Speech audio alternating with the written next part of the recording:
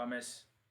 Et ceux qui ont déjà, comment on appelle ça, c'était le guide ultime donc des rédactions. Vous allez voir les contrats avancés sur la session, les contrats de licence et tout ça.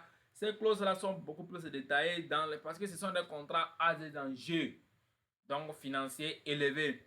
Et il faut impérativement protéger ces éléments-là.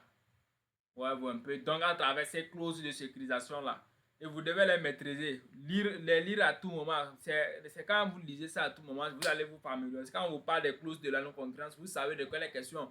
À clause de la confidentialité, de clauses de. Ouais, vous un peu. Donc, il faut les lire à tout moment. Mais comme je l'ai dit, plus vous vous exercez à prendre connaissance de ces clauses, plus ou mieux plutôt vous allez les comprendre. Les exemples sont là, il faut toujours revenir à tout moment pour les lire et mieux comprendre. La clause de cession de contrat. L'article 12-16 du Code civil. En réalité, cette clause est indispensable. Pourquoi? Parce que la clause de cession encadre et interdit la transmission du contrat à un tiers sans accord de l'autre partie. Elle est essentielle lorsque le contrat a été conclu en considération des qualités personnelles du co-contractant, notamment par exemple dans le cadre d'un contrat de travail qui est à force intitulé personnel. Donc un contrat conclu en considération de la personne. Vous ne pouvez pas alors permettre une cession sans autorisation. Et d'ailleurs, même ce genre de cession serait nul puisque le contrat est conclu en fonction, en considération de la personne, de ses compétences. Voyez-vous un peu. Donc, la clause de cession permet donc d'interdire toute cession en dehors donc de consentement des parties. Elle est essentielle, justement, parce qu'elle est en considération de l'intitut personne. Donc, elle permet au cédé de contrôler l'identité de son nouveau partenaire et de s'assurer de ses qualités financières et techniques. La dernière fois, nous l'avons vu lorsque nous abordons le contrat de bail à usage professionnel. Nous avons vu que le droit au hasard, notamment l'acte uniforme relatif au droit commercial général, autorise la cession, voyez-vous un peu, du bail à usage professionnel. Mais faut-il encore que cette cession soit consentie et autorisée par le bailleur? Si dans le contrat, vous ne serez pas une telle clause, ça veut dire que vous permettez donc au preneur du bail, notamment selon l'article 103 donc de l'acte uniforme portant droit commercial général, de céder, voyez-vous un peu, ces fonds de commerce. Et s'il cède, bon, il dit quand même de céder le bail, voyez-vous, le local objet du bail, sans l'autorisation du bailleur. Et ce faisant, le bailleur n'est pas sécurisé et ne connaît même pas le nouveau preneur et n'est pas donc juridiquement protégé et même financièrement, puisque si le nouveau preneur n'a pas les capacités financières à répondre donc du loyer. C'est pourquoi il est important donc à travers cette clause de sécurisation des relations, de l'insérer dans les contrats à forte valeur, notamment les contrats de bail à usage professionnel, de les insérer dans le contrat pour permettre donc justement de protéger les intérêts donc du CD. Mesdames, Messieurs, en début donc de cette clause, il faut retenir que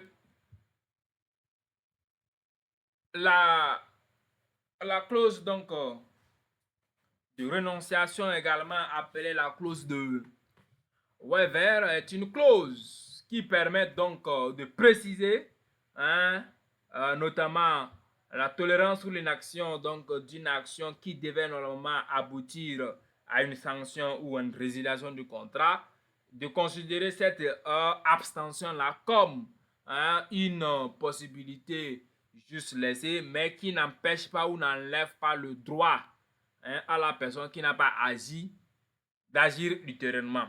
Concrètement, il s'agit de quoi?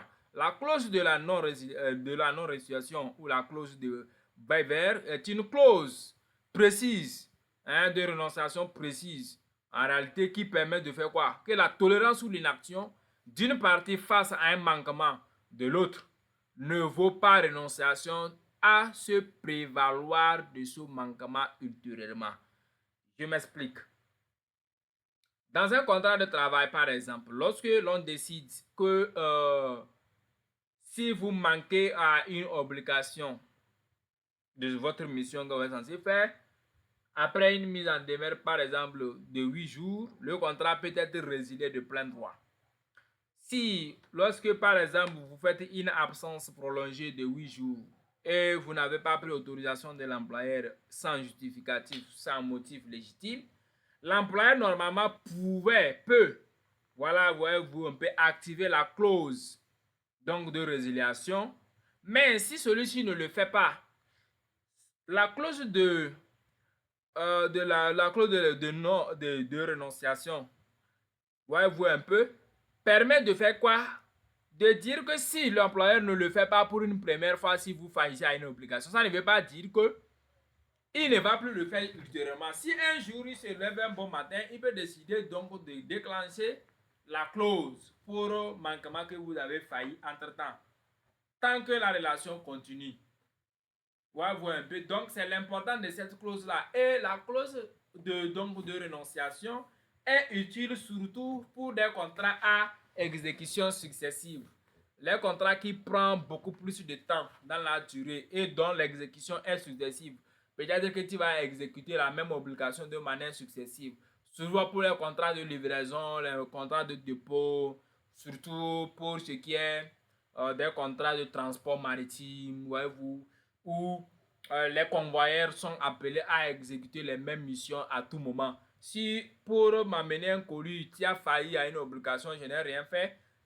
Si tu faillis la prochaine fois, ça ne veut pas dire que c'est pas parce que je n'ai pas fait la première fois que je ne peux pas activer la clause qui devait être sanctionnée. Si j'ai décidé de ne pas te sanctionner, bon, je l'ai décidé, mais la clause de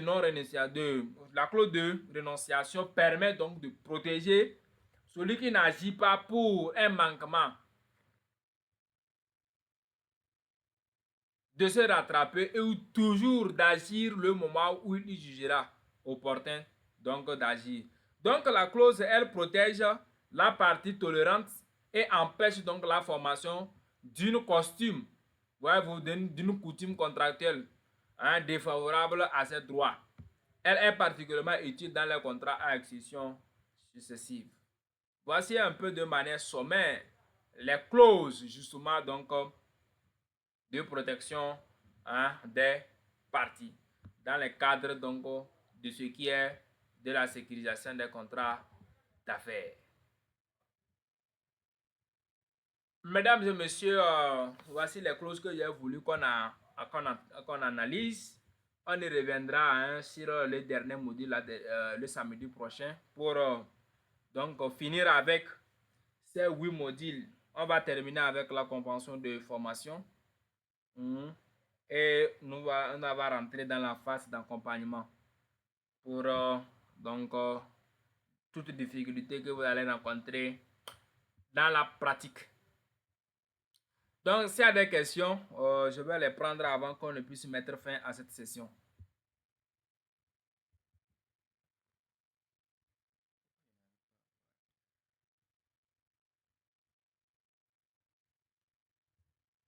Des questions?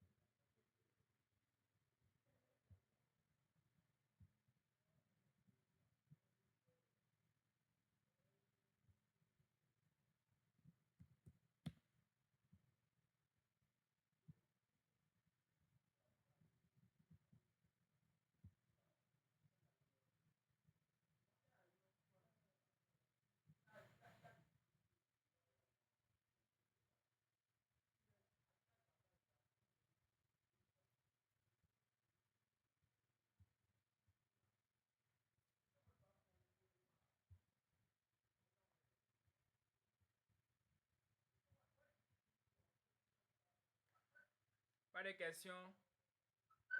Pas de questions?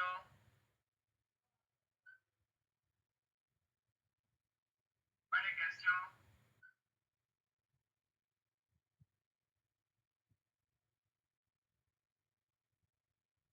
Très bien. Alors, très bien. Je suppose donc qu'il n'y a pas de questions. Et j'ose espérer que l'analyse donc du contrat de travail a été bien compris. S'il y a des enjeux, des aspects sur lesquels on n'a pas compris, je suis toujours disponible dans le groupe. Vous pouvez toujours laisser des questions. On va y répondre.